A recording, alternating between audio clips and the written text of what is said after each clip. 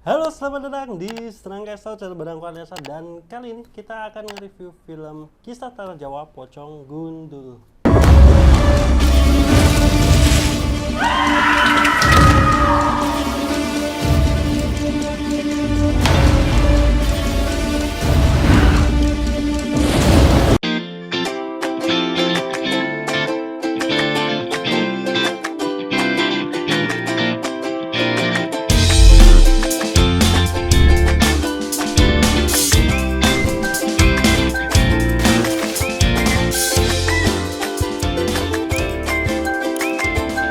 Nah, kali ini alhamdulillah nih Serangga Sound Channel bisa rekaman di depan kamera lagi, atau dalam artian di studio lah ya Serangga Sound Channel ini untuk mereview Kisah Tanah Jawa, film horor yang juga masih tayang di bioskop salah satu di Pekalongan juga. Nah, sebelum itu aku kasih informasi bahwasanya aku tuh udah nonton hari Sabtu. Cuman karena ini film horor dan kemarin kan juga yang review aku Haunting in Venice ini menurut aku juga kurang proper ya, karena itu juga aku rekam di hotel pakai kamera HP. Nah, kali ini yang Pocong Gundul ini aku spesial ya, aku tetap kalau bisa aku tag recordnya ya di studionya sendiri gitu. Nah, dengan ini mari kita review aja, dan ini adalah spoiler review. Tapi sebelum itu aku mau kasih informasi buat kalian yang belum nonton Kisah Tanah Jawa Pocong Gundulnya. Aku saranin kalian wajib banget buat nonton ini karena ini salah satu film yang bagus. Beberapa reviewer yang aku ikutin juga bilang ini bagus, tapi gimana dengan review aku? Ini ada review dari Serangga Sound, dan ini ada spoiler review untuk Kisah Tanah Jawa Pocong Gundul. Nah, kali ini untuk sinopsisnya sendiri, untuk pemainnya sendiri di sini ada Deva Mahendra yang memerankan Hao atau Om Hao kalau kita kenal ya di Kisah Tanah Jawa. Kemudian di sini ada Dela sebagai Rida, dan juga di sini ada Iwake yang menjadi si dukunnya itu, ataupun di sini sebagai pocong gundulnya lah ya, bisa dikatakan seperti itu. Nah, di sini bercerita soal ada siswi namanya Sari yang kemudian hilang, dan atas bantuan dari si Hao, dan ternyata diketahui si Sari ini diculik oleh satu entitas makhluk astral, yaitu adalah pocong gundul ini. Dan kemudian si Sari ini akhirnya bisa diselamatkan nih sama si Hao dan juga Rida dan juga keluarganya. Tetapi efeknya apa? Efeknya sekarang si pocong gundul ini meneror ataupun mengincar dari Hao itu sendiri, dan kemudian terornya berlanjut sampai kemudian Hao harus berhadapan langsung dengan si pocong gundul. Nah, itu sinopsisnya. Jadi buat kalian yang belum nonton sampai detik ini, silahkan kalian pergi dulu ke bioskop buat nonton Kisah Tanah Jawa Pocong Gundul ini, karena menurut aku ini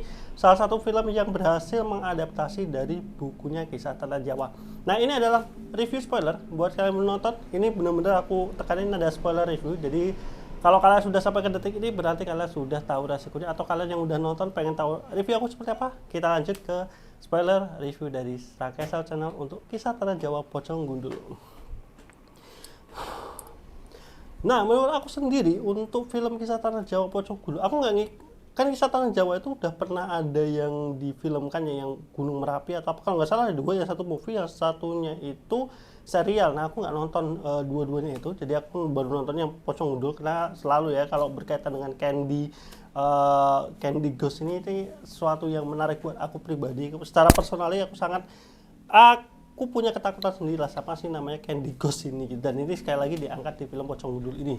Nah, yang pertama aku mau note terlebih dahulu dari sisi acting dan juga set lokasinya. Menurut aku ini yang film ini berhasil banget menghidupkan, karena awalnya aku tuh nggak expect ya kalau si Deva Mahendra ini akan memerankan Hao-nya sendiri. Jadi dalam artian bukan ngambil cerita lain, tetapi ngambil ceritanya Pocong Gundul doang, tetapi di sini memang ngambil karakter dari Om Hao ini untuk difilmkan, dan ini diperankan oleh Deva Mahendra, dan menurut aku berhasil dengan ya nggak gimana ya, cuman kalau kita ngelihat Om Hao itu kan dia punya gerak-gerik yang unik lah ya, bisa dikatakan seperti itu. Dan di sini tuh Deva Mahendra mungkin nggak seunik yang sekarang, tapi kita bisa pahami kalau ini kan berarti Om Hao waktu masih muda, dalam arti tahun 2013 ya. Ini bisa cukup menggambarkan dari sisi Om Hao-nya itu sendiri. Awalnya itu aku nggak terlalu expect kalau Deva Mahendra bisa memerankan Om Hao, karakter Om Hao, ternyata di sini berhasil. Itu yang menurut aku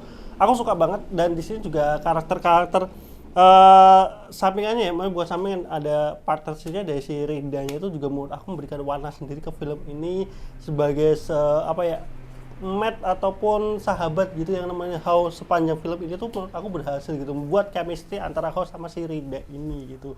Nah, tak lepas dari para pendukung pemain pendukungnya, utamanya ini yang paling keren-keren ya. Satu dari Sari yang perempuan yang gadis SMA yang hilang itu SMK ya. Itu keren, aku suka banget aktingnya walaupun di sini porsinya nggak terlalu banyak ternyata. Setelah diculik ya dia diteror beberapa kali, tetapi dari segi acting pada saat dia menceritakan ketakutannya menurut aku itu bagus banget. Jadi aku top banget lah buat si Naila Deni Purnama kalau nggak salah yang memerankan si Sari ini gitu. Kemudian dari karakter orang tuanya Sari itu juga bagus gitu, yang bapaknya, cuman memang ada nanti beberapa dialog yang menurutku antara bapak dan ibu ini uh, aku paham dalam artian dia pengen memperlihatkan sisi di mana ayahnya itu nggak percaya dengan hal ginian, tapi ibunya udah kayak jangan bunuh. Tetapi harusnya itu tuh kayak terlalu berkali-kali gitu loh diperlihatkan ayahnya yang membujuk. Udah sih ngapain kesini bukannya lapor polisi. Maksudnya itu kayak kenapa harus itu dimunculkan beberapa kali gitu. Dan maksudnya kan kalau misalkan mereka udah sampai ke seminarnya, udah sampai ketemu ya harusnya percakapan itu tuh udah terjadi di balik layar. Tetapi mungkin ya karena berkaitan dengan durasi atau apa, akhirnya itu dimunculkan secara scene. Dan menurut aku ya memang agak kurang ini aja sih, kurang dapat. Maksudnya udah ketemu Om Hanya secara langsung, ya udah kenapa dia harus gini berdebat lagi, bahkan masih sampai sekolah pun masih harus berdebat lagi terkait hal itu. Jadi menurutku tumat saja itu untuk bagian debat, bagian debatnya itu jatuhnya ke naskah ya, bukan ke acting. Kalau actingnya tetap bagus gitu. Kemudian karakter si apa ya, kakek-kakeknya itu yang Pretty Timothy ya, yang jadi penjaga satpam dulunya, itu juga bagus banget, gila. Maksudnya dia sebagai mantan pengikut dari si Pocong Gundul ini, itu dia bisa apa ya, memberikan penceritaan. Jadi dia bener-bener kelihatan banget waktu dia cerita itu kesedihannya bener-bener kerasa banget gitu, dari segi ekspresi, dari segi apa ya, cara dia ngomong itu aku suka banget sih. Makanya di sini tuh yang salah satu yang keren ya emang supporting actor, terus kemudian karakter utamanya itu keren semua gitu. Jadi itu ya. Terus dari segi setnya, nah ini kan di sini ada set tahun 1983 kalau nggak salah yang awal ya, 1980-an sama 2013 yang 1980-an itu kan yang waktu set dimana para dukun ini lagi ritualnya. Nah itu tuh aku suka banget pada saat mereka ritual, kemudian dengan obor-obornya, dengan pohon-pohon tingginya, pohon-pohon beringinya, itu bagus banget dengan pewarnaannya yang orange kemerahan. Itu menurut aku suka banget tuh set yang menurutku luar biasa. Ditambah set pada tahun 2013 ya, yang aku feelnya dapat banget gitu, feel kampus tahun 2013an gitu, yang memberikan presentasi. Kemudian set sekolahnya itu sekolah aku suka banget, apalagi set ketika mereka ke kelasnya si Sari ya, yang waktu set di apa mesin jahit itu tuh bener-bener aku suka banget di setnya itu gitu. Itu salah satu, menurutku ini adalah salah satu film yang punya set believable banget di tahun 80-an, dan 2013-nya itu keren banget. Itu aku suka banget pewarnaannya yang agak kehijau-hijauan. Itu maksudnya feel ini tuh tahunnya ada tahun dulu gitu tuh pasti kerasa, karena ini kan setnya 2013 ya. Itu feel-nya bagus banget. Bahkan mereka harus masuk ke desa kampung-kampungnya si apa namanya, penjaganya itu kan, mau namanya penjaganya. Kemudian dari shoot angle-nya itu juga bagus. Nah ini ngomongin shoot angle, ini aku juga emang Awis Suryadi ya kalau nggak salah si sutradaranya, dia kan emang suka banget tuh angle muter-muter gitu. Danur, terus si apa, Asi itu kan suka banget tuh angle muter-muter. Nah di sini tuh ada beberapa, tapi menurut aku keren gitu shoot pengambilannya yang angle-nya muter-muter, shoot kamera, kemudian shoot waktu mereka ke kampungnya si kakeknya itu tuh menurutku sinematiknya berhasil. Maksudnya bukan sesuatu yang murahan gitu, dan itu keren banget. Aku suka shootnya kayak gitu. Kemudian kita ngobrolin nih soal si apa ya, ketegangan horor ataupun ketakutan yang dimunculkan di film ini. Nah, yang aku suka di sini itu pertama adalah pada saat si Hao melakukan retrokognisi ya kalau namanya. Retrokognisi itu keren banget. Itu cara ini adalah salah satu penggambaran retrokognisi paling bagus tahun ini gitu. Maksudnya aku agak lupa ya tahun-tahun sebelumnya, kayak Insidious segala macam, Conjuring 4 aja aku kan nonton lagi tadi pagi. Conjuring 4 tuh pada saat si Lauren Warren-nya itu apa di hutan itu tuh juga keren. Nah di sini itu juga keren banget. Aku suka banget ketika si Hao retrokognisi itu tuh kita bisa tahu kalau Hao ini istilahnya dia berada di tubuh orang lain gitu. Jadi dengan shoot ada cermin di depannya, terus kita dilihatkan kalau dia duduk itu Hao, tapi di cerminnya itu Sari. Itu udah cukup memperlihatkan kalau memang ya Hao ini lagi memerankan Sari itu gitu. Kemudian dan tidak apa ya, soalnya itu menurut aku di sini tuh nggak yang dibikin gampangan gitu loh. Gampang dalam artian shoot setelahnya yang di shoot adalah Sari gitu, enggak, tapi di sini yang tetap di shoot itu si Deva Mahendranya gitu yang memerankan si Hao. Ya Hao-nya tetap di shoot segala macam, dan ada set waktu dia lari di koridor itu Hao lari itu di bagian kaca, yang lari Sari. Itu menurut aku kalau yang di kelas diem itu kan ya udahlah, tapi ini ada yang istilah dia lari di koridor bahkan sampai di kacanya aja itu yang diperlihatkan Sari. Berarti menurut aku shoot ini benar-benar dibikin secara niat, dan itu hasilnya bagus banget, works banget untuk bisa menggambarkan Hao, dan Hao ini masuk di tubuhnya si Sari itu gitu waktu dia melakukan retrokognisi. Jadi menurut aku yang paling juara di film ini adalah teknik retrokognisi dia itu benar-benar berhasil, karena itu kan yang benar-benar diunggulkan di film ini ya, yang di awal itu diberikan cerita pada saat seminar, kemudian itu juga menjadi benang merahnya sampai nanti itu yang akan menjadi penyelesaian dari film si Pocong Gundul ini gitu. Nah, kalau masalah terkait horornya, jump scare-nya dan lain-lain, bagi aku jump scare-nya di sini nggak too much, maksudnya nggak yang receh banget kayak kemana apa ya, aku tahu kapan mati itu menurutku horor receh gitu. Nah, di sini tuh horornya lebih kena, lebih dapat untuk beberapa part, bahkan jump scare-nya itu di titik-titik yang kadang kita nggak sadar gitu. Tapi yang aku suka musiknya itu nggak terlalu yang bener-bener di volumenya di upin semua gitu loh, maksudnya tetap keras tapi nggak berisik aku tahu kapan kamu mati gitu loh. Ini tuh menurut aku ya kaget-kagetannya itu tetap ada sound jump scare-nya, tetapi masih di level ya kita masih bisa terima gitu. Jadi ketakutannya itu ya kita masih bisa difilkan dari segi suara dan juga dari segi visual kayak gitu. Jadi ini keren banget gitu, dan ya build up ke horornya itu menurutku masih bagus gitu untuk film si Kisah Tanah Jawa Pocong Gundul ini. Nanti kita ngobrolin sedikit soal endingnya, itu yang menurutku menjadi sedikit kelemahan di film ini ya gitu. Itu dari segi horornya. Dari segi penampakannya sendiri, sosok pocongnya aku boleh jujur aja ini agak kurang menakutkan ya menurut aku gitu, karena pertama karena ini mukanya itu dibikin rusak. Jadi menurut aku di sini entah ini pakai full make up atau ada sedikit CGI. Jadi di sini tuh terlalu gelap, jadi nggak terlalu kelihatan. Mungkin itu preferensi aja ya. Kalau aku sebenarnya emang lebih takut ketika pocongnya itu ya masih terikat, tapi ini kan memang ceritanya bagian atasnya kan terlepas kayak gitu, dan itu agak kurang bisa memberikan ketakutan gitu. Jadi sosok pocong itu justru paling mengerikan ketika dia berdiri doang gitu. Makanya ada satu scene yang di lorong ketika kamera pindah ke kanan, terus pindah lagi ke kiri, terus ke depan, ternyata ada pocong di samping. Itu menurutku itu justru lebih menyeramkan seperti itu gitu ketimbang pocong yang nyerang gitu. Cuman kan di sini si pocong Walisdi ini kan dia rada kejam ya, dia istilahnya brutal banget. Nah, itu yang mungkin sedikit berbeda, tapi aku secara ketakutan aku lebih suka pocong itu ya dia berdiri doang gitu, mengamati atau seperti apa, itu tuh lebih menyeramkan bagi aku daripada yang pocongnya yang nyerang-nyerang kayak gini ya gitu ya. Itu terus nah ini ngobrolin soal ceritanya sendiri. Ceritanya menurut aku suka secara cerita, nggak terlalu melebar kemana-mana. Ceritanya fokus aja ke bagian si Walisdi ini. Walisdi itu siapa, kenapa akhirnya Hao bisa terlibat tuh menurut aku udah pas gitu, karena ternyata kan si Hao sama si Sari itu terikat aduh garis weton lagi ya, Selasa Kliwon gitu. Kalau di Kisah Tanah Jawa itu cuma Kliwon, kalau di sini Selasa Kliwon gitu. Nah ini akhirnya mereka diincar, menurutku tuh secara cerita nyambung banget, secara ketegangan ini aku suka banget. Film ini tuh dari awal sampai ke menjelang akhir itu aku suka, karena bener-bener intens, menurutku intens saja sih secara cerita, nggak terlalu dibikin molor-molor. Cuman yang jadi masalah adalah memang di babak akhirnya, menurut aku di babak akhirnya satu kelemahannya ya, yang pertama adalah efek-efek CGI yang digunakan pada saat Hao ini istilahnya scene-scene di sumur, menurut aku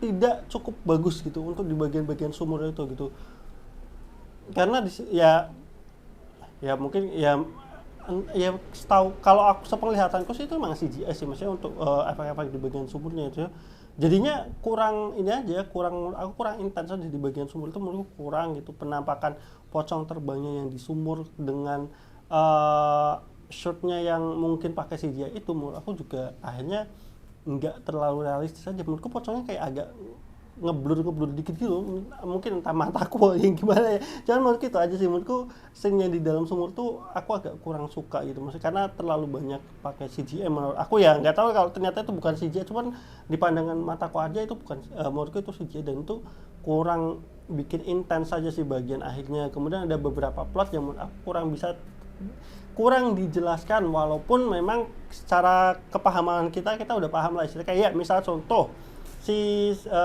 siapa Dila ya, si dia yang Rida bawa bawang putih itu kan, maksudnya nggak ada kayak istilahnya penjelasan awal gitu, tiba-tiba Rida udah tahu ya. Mungkin itu bisa oke lah, kita bisa pahami karena sebagian orang udah paham lah terkait hal itu, karena di sini juga disampaikan. Tetapi kan maksudku, kok bisa tiba-tiba dia kepikiran untuk bawang putih, kemudian bawa garam gitu, karena memang tidak ada penjelasan di awalnya gitu. Walaupun ya di sini dijelaskan aja dia ya karena dia udah ngikutin How dari lama, jadi dia mungkin udah tahu beberapa alat barang yang harus dibawa gitu. Bahkan katanya dia bawa garam yang istilahnya garam dari tetangga ibu-ibunya itu juga dipinjam itu. Maksudnya itu kayak orang kok bisa sampai kepikiran sampai segitunya, itu menurut aku agak kurang bisa terjelaskan aja di bagian film ini. Kemudian di bagian endingnya memang menurut aku agak temponya kurang intens aja sih. Jadi waktu dia di sumur kemudian diselamatin agak tenang dikit. Kemudian habis itu mereka ngegali bikin lingkaran, ngegali. Terus intensnya nanti setelah mereka mau mutusin si tali pocongnya itu. Jadi kurang intensnya di bagian situ. Maksudnya untuk kelas pocong si Walis ini kenapa dia nggak ngeganggu dari awal, ketika mereka keluar dari sumur tuh mulai diganggu terus aja gitu. Maksudnya sampai dia bikin lingkaran atau apa gitu. Itu menurut aku ada jeda yang akhirnya kita ini kok Walis ini kok nggak ngegangguin mereka gitu, malah nungguin sampai kuburannya digali total kayak itu menurutku jadinya kurang intens saja. Walaupun kita nggak bisa berpikiran gimana cara berpikir setan atau cara berpikirnya pocong ini ya. Jadi itu. Terus kalau si Wallace di ini pengen mencelakai, kenapa nggak yang dia mencelakai Rida kayak dia mencelakai si bapak-bapaknya itu loh, yang disembur mukanya kayak itu. Entah ada persyaratan atau seperti apa, jadinya agak banyak beberapa hal yang akhirnya di bagian ending itu, satu kurang intens, yang kedua kok kayak si Wallace ini itu kayak nggak punya power, padahal dia udah nyedot si How juga kan secara ininya, kayak akhirnya power di akhirnya malah nggak kelihatan gitu. Yang di awal tuh agak brutal, di tengah-tengah brutal sampai ngebunuh si bapak-bapak penjaganya itu, kok malah di akhirnya kayak gitu doang kayak gitu. Jadi kekurangan menurut aku di film Kisah Tanah Jawa Pocong Gundul itu memang di babak akhirnya aja sih, yang menurutku terlalu temponya kurang bisa dinikmati aja gitu buat aku secara personal. Cuman secara keterikatan How dengan si Rida itu udah keren banget. Jadi mungkin aku kasih skor untuk film Kisah Tanah Jawa Pocong Gundul ini, aku kasih skor 8/10 aja kayak gitu. Jadi kalau endingnya ini bisa lebih diintenskan, kemudian beberapa scene-nya itu bisa lebih dijelaskan berkaitan dengan mungkin Rida ketemu How itu ada cerita-cerita terkait masalah bawang putih atau apa, atau mungkin ibunya malah yang nitipin garam atau apa, itu menurutku lebih masuk akal gitu daripada Rida tiba-tiba udah bawa bawang putih, ngelempar bawang putih doang kayak gitu. Istilahnya itu aja mungkin yang kurang bisa dijelaskan. Jadi mungkin harusnya bisa 8,5 ke atas ya, tapi ini mungkin cukup 8/10 aja. Menurut aku masih worth it banget. Ketegangannya, shoot-shootnya tadi masih banyak banget positif dari film ini. Jadi mungkin pun di bagian akhir beda persepsi, siapa tahu kalian suka banget sama bagian akhirnya. Jadi itu aja mungkin aku untuk Kisah Tanah Jawa Pocong Gundul ini. Aku masih mengharapkan semoga ada lagi Kisah Tanah Jawa yang lain yang bisa lebih bagus dari yang sekarang ini. Jadi mungkin itu aja dari review aku untuk Kisah Tanah Jawa Pocong Gundul. Jangan lupa like, komen, dan subscribe Serangkai Sahur Channel. Dan nantinya ini kan kemarin aku break ya, yang harusnya aku upload yang Saudino novel, tapi kita mulai akan post lagi nanti hari Kamis. Jadi buat kalian yang ngikutin cerita novel Saudino, silahkan tungguin segmen Kata Suara. Selain Saudino nanti juga akan ada novel dari Narnia ya. Book setnya Narnia aku udah beli dan aku akan bahasnya, udah ada sebenarnya. Jadi sampai ketemu di video berikutnya. Bye bye.